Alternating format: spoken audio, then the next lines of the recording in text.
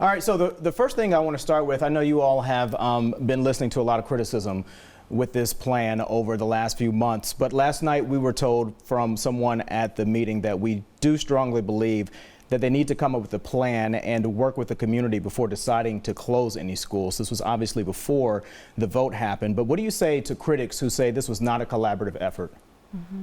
I would say that there's more work to be done, and there's more opportunity for collaboration and community engagement. Coming up with a plan for how we transition our students now that the board has made that decision, it certainly that's work that could have been done before, but it would not have involved the community. And so now we know which schools we have the full board support on for moving forward during these next few years of planning. We'll be working hyper-local communication and engagement with the impacted communities. What does that look like when you say that people can be involved in this process moving forward? So it was always our commitment throughout the process, even with the facilities task force work, that when the board voted to make a decision to close a school, that we would come back to that specific community and work with the community to develop the boundaries and feeder patterns for that impacted school community.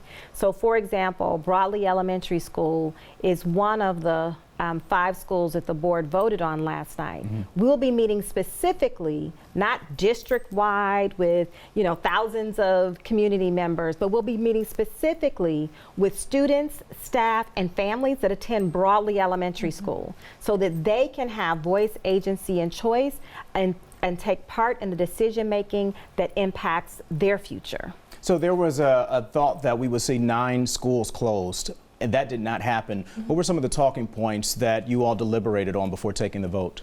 Yeah, so a big part of what the board spent the past several months evaluating in terms of going out to these school communities, we wanted to see what we heard, what we experienced, and the feedback that we got in each one of these school facilities. And so that we found that in each one it was something very different. And certainly being able to spend the extra time to hear directly from the staff, directly from the students, and directly from the families of each one of these 9 school communities, it was very loud and clear to most of us about the direction or the vote in terms of us being able to make a decision at this time which school communities that we felt we were ready to move forward with. Will you talk about the schools that will be closing? Are they going to sit vacant in communities? What's going to happen? We know that when we see schools that are empty and vacant, I think about growing up in Columbus, and I remember 11th Avenue being not too far from my home. That building sat empty for years. We saw a lot of violence there. We saw it set on fire. That brings down the value of the community, brings down the pride in your community. What's going to happen with these empty buildings? That's a great question. That is the next part of this process. So as Dr. Chapman mentioned, there will be an entire engagement process as it relates to the school community itself. And then the board will also look at the individual facility itself as well. So part of our board work through some of our committee structures, which we are actively doing that work right now with the Equity, Transparent Resource Management Committee, they will look at each individual vacant structure to be able to provide recommendations to the entire board as to whether we sell, whether we redevelop. So there will be recommendations that will come forth. The community input is going to be very important as you move forward to the next phase. And I'm thinking about one of the proposals from the task force was to move Columbus Alternative High School over to East High School. That school has a rich tradition in this community. It's a long-standing institution. How do you preserve the history of East High School, the legacy? And what do you say to folks who are watching who are saying, I'm not buying it, that we are going to preserve East High School and its grand legacy while moving cars into that building? I would say first, I just want to name that we have not determined that COS will be moving into the East High School building. That was the proposal, and you all will be just talking about it moving forward. Yes, right? We'll be talking about it. We'll be discussing all options. And so we have other facilities throughout the district that could be considered. We could be looking at other facilities within our community. So would you just right there drive home the point of why people need to come out and engage in this process, because it can get lost and then a decision is made without folks feeling that their voice was heard. Absolutely. So I want to be clear that what the board voted on last night was, again, to move forward the conversations for 5 specific sites across the district.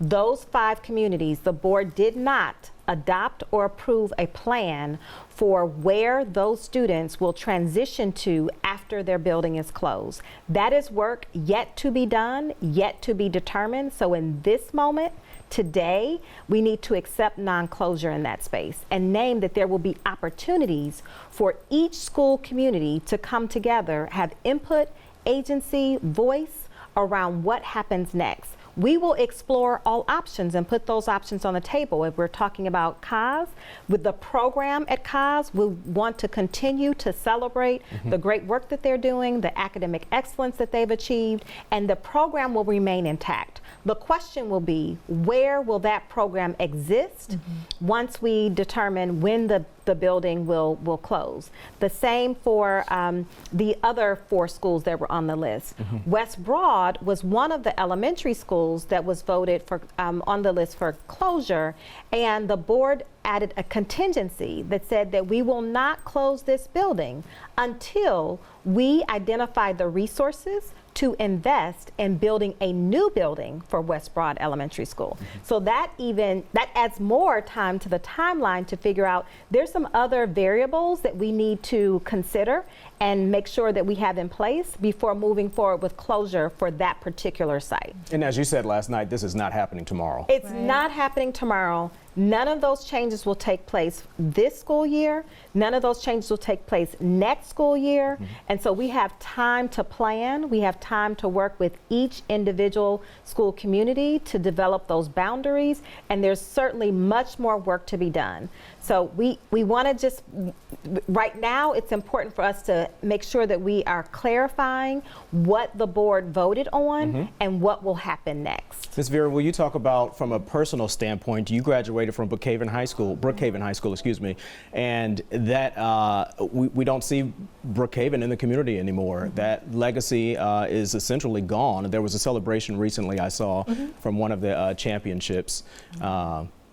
I feel like I should talk some trash right now, but I won't do that. Let's not do that. Will you talk about how that experience of seeing Brookhaven essentially fade away, not move forward, how that might factor into future conversations? So I would say the legacy of Brookhaven very much lives on. Okay. And I had the opportunity to experience that just 2 short weeks ago, where we celebrated the 20-year anniversary of the football team from winning the state championships. And so a big part of what we want to be able to, to think about as we are also reimagining the district as a whole is how do we create space and opportunity to celebrate the alumni and the district or the buildings that are no longer physically in this district. And so recognizing, as you mentioned, Brookhaven High School is a prime example, a legacy school that gave so much to this community. And even as an alumni of Brookhaven, recognizing that that facility no longer served its purpose as Brookhaven,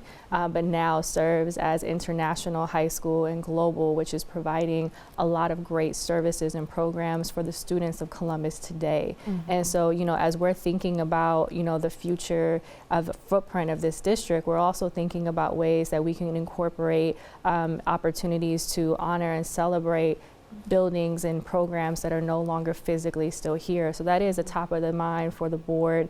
And so we're thinking about even some of the vacant facilities that you've mentioned. There has been conversations about turning one of those facilities into an alumni space where we can have wings to continue to celebrate the legacy, because legacy is important. And it's, if you are from here and you went to school here, I know what that feels like. And certainly we want to be able to honor the great people that have come through this district. Will you all talk about the reason that we have to have this discussion that we're having today because of the changes in the school system? The school system doesn't have as many students as it did 20 years ago, and some would say it probably doesn't make sense to have all of these buildings if they're not at capacity. There are several reasons, but first I want to start with the broader, bigger vision of what we hope and what we want to be true for all of our students in Columbus City Schools. We know that our students are not the same as they were 30 years ago, right? Our students have evolved, Teaching and learning has evolved, education has evolved, and so should our facilities and our learning environments should evolve. The buildings that our board voted on last night all of them are over 50 years old. One in particular, West Broad Elementary School, is 110 years old. The second one on the list, I think it was the McGuffey building, is 85 years old. These facilities are no longer serving the needs of our students, the needs of our teachers, the conditions, the environment that we want our students to learn in or that we want our teachers to teach in. In essence, we have to be thinking differently about that. For today's students. For Right. today's students, yes, they deserve to have all of the resources, the environments, the classroom, the technology like you have in this studio. They deserve that in their classroom. You think about COS, they exemplary program, but their program is housed in a old elementary building. We have Moeller Elementary on the list. That was a former middle school. These facilities are not serving today's students. And so the onus is on us to think differently about how we allocate our resources, how we leverage our resources, and we want to make sure that we're setting the conditions so that all of our students will be successful. A lot of times in these conversations, we focus on what's lost, we focus on what we'll lose, and we focus on the past. We want to look to the future. We want to set the stage for future generations to say, we believe in you, we believe in our students, and we believe that you should have the optimal learning conditions. And so that's what we're hoping to achieve as a part of this process. So we want to acknowledge and name these are hard and difficult conversations for any community to have, but it's a necessary conversation to have. And for any school district, when you have a building that's over 50 years old, you should absolutely be talking and thinking about how do we take this building offline, either build new or reimagine this space so that we can make sure that we're meeting the needs of our students and our families. I want to touch on a couple of points reporting from NBC4 Investigates. More than $10.3 million was put into these 5 buildings over the last year. So why did money continue to be invested in these buildings, even though they were potentially closing? Absolutely. So we will not set the conditions for our students and our staff. All of these buildings are currently occupied. So we have to continue to invest in them. If there's a problem with the roof tomorrow, we're going to fix it. If there's a problem with the HVAC system tomorrow, we're going to fix it. And we're going to continue to invest in these buildings because we have our most valuable resources in these buildings, our people, our students, our families, our teachers, and we're going to continue to invest in these buildings. The challenge is for all of our buildings that are over 50 years of age or more, these are conversations that we should have been having decades ago. And so these conversations are long overdue, in my opinion, and it's certainly time that we take a hard look at the resources that the buildings and the facilities that we've discussed last night, but we'll have to continue this conversation because as a district, we have a really large footprint, 113 buildings, and over half of those buildings are still over 50 years of age or more, and it just costs more to maintain these buildings. And if the buildings are significantly underutilized, then we're really not being the best stewards of our resources when we're maintaining buildings that are significantly underutilized. Can we talk dollars and cents when we think about this move and we think about the closures and how much money the school district will save? How much are we talking, and is that enough? So there'll be significant cost savings, but then this is a couple of years down the road now, right? Because we're saying that even with the planning that will be underway beginning in January, the changes will not begin to take effect until the 2026-2027 school year.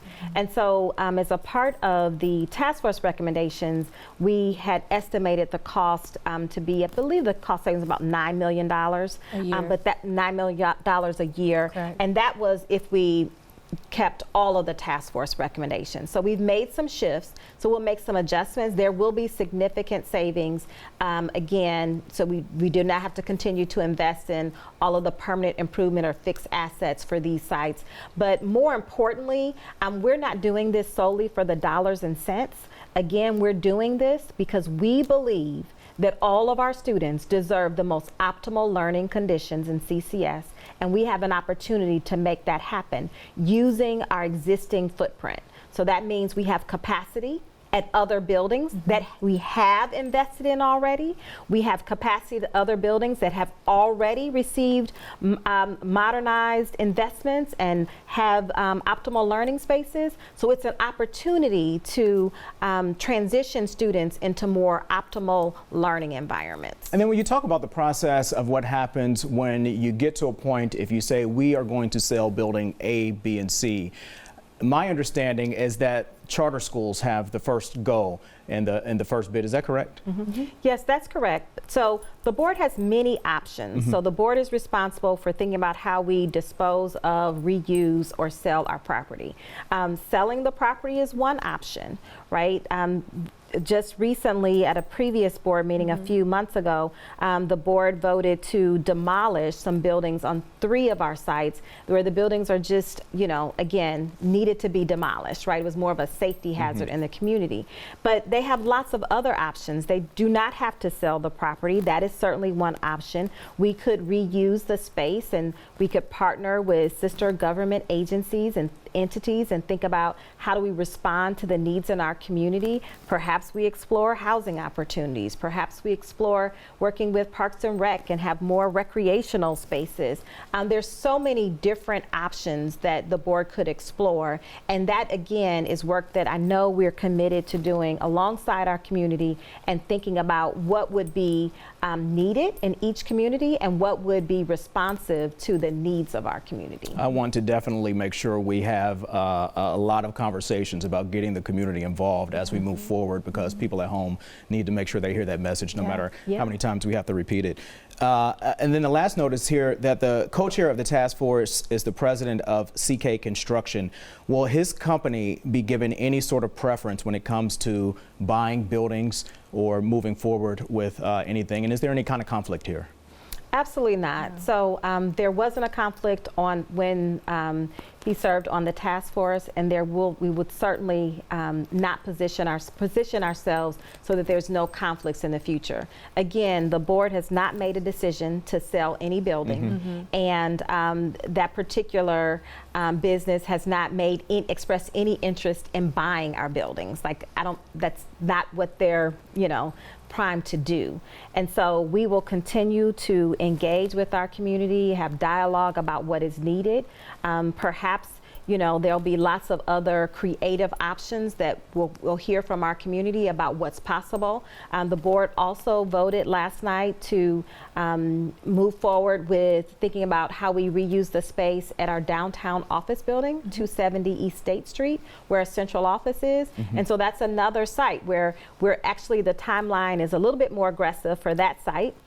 The board asked the treasurer and I to come back to the board by June, explaining our plans for how we're going to vacate that building, and then the board will be making some decisions on a more aggressive timeline about that particular site. But that'll be an exemplar for how we move forward with the other sites and the other properties across our district. So there will be movement, there will be progress, and we're committed to doing this work alongside our community. And final thoughts, anything that our viewers need to make sure that they walk away from this conversation with?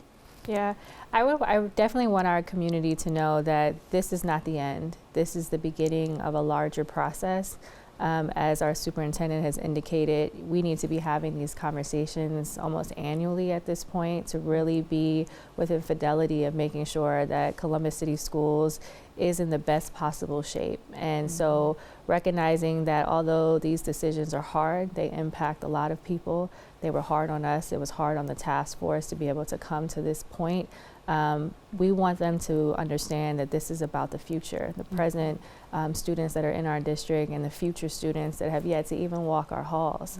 And so, really, as you've indicated today, this is a community opportunity, and we want to be able to do this work alongside of our community. We don't want this just to be a board and an administrative thing. Like, we need our community to rally around and reimagine what Columbus City Schools can be and what it has been. And I say that respectfully because as an alumni, I think oftentimes we talk about all the negativity negative. There's a lot of great things that happen in this district, and a lot of us are products of this district, and so there's pride here. And so this is about how do we continue to build on that pride? How do we continue to provide opportunities and resources and experiences for the students of today and the future students?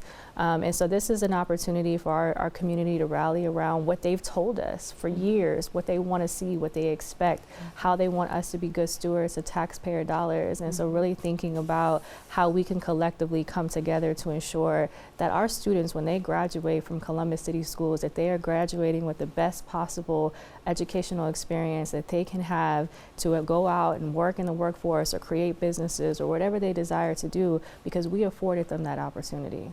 Dr. Chapman. Certainly, I want our community to know, again, this is not about what we're losing.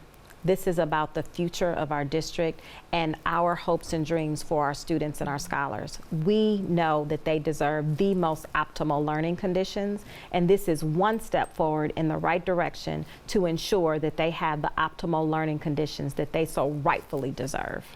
Thank you so much for stopping by. We appreciate it. Thank you.